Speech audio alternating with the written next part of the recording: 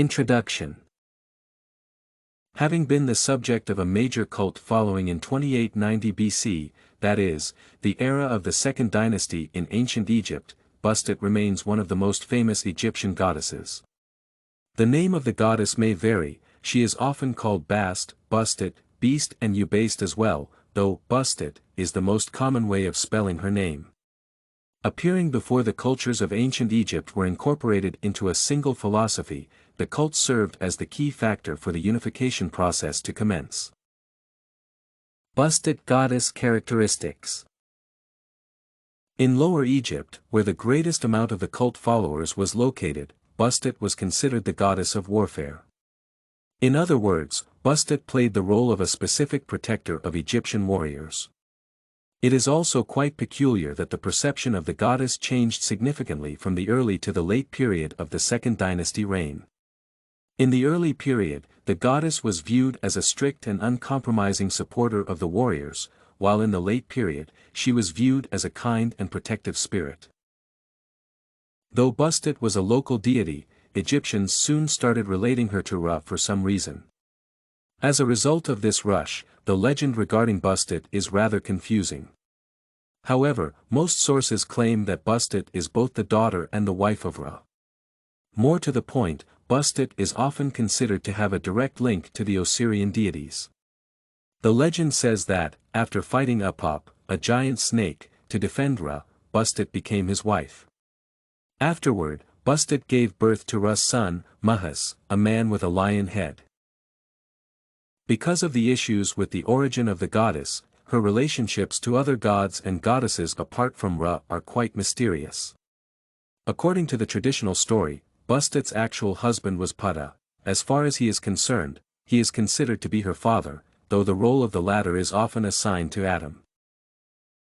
Though originally Bastet represented a lion, it soon became common to associate Bast with a cat. While at first, the goddess was portrayed as a woman with the head of a lion, later on, she was depicted as either a woman with a cat's head or simply a female cat. Bastet's traditional attributes are the seeing eye and a rattle. Again, unlike other gods, who had a distinct and a very specific animal to be associated with, as well as a very distinct image, Bastet was never portrayed in a specific manner. Consequently, the goddess was depicted as a woman with a lion's head, a cat's head, a mask of a cat on her head, and, finally, as a cat.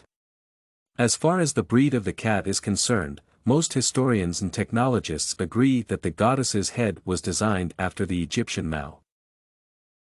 Bastet, weakness and strength. Bastet's key strengths concerned her motherly wisdom. Though the specified qualities were added to her character in the late period, they still served as the basis for her image.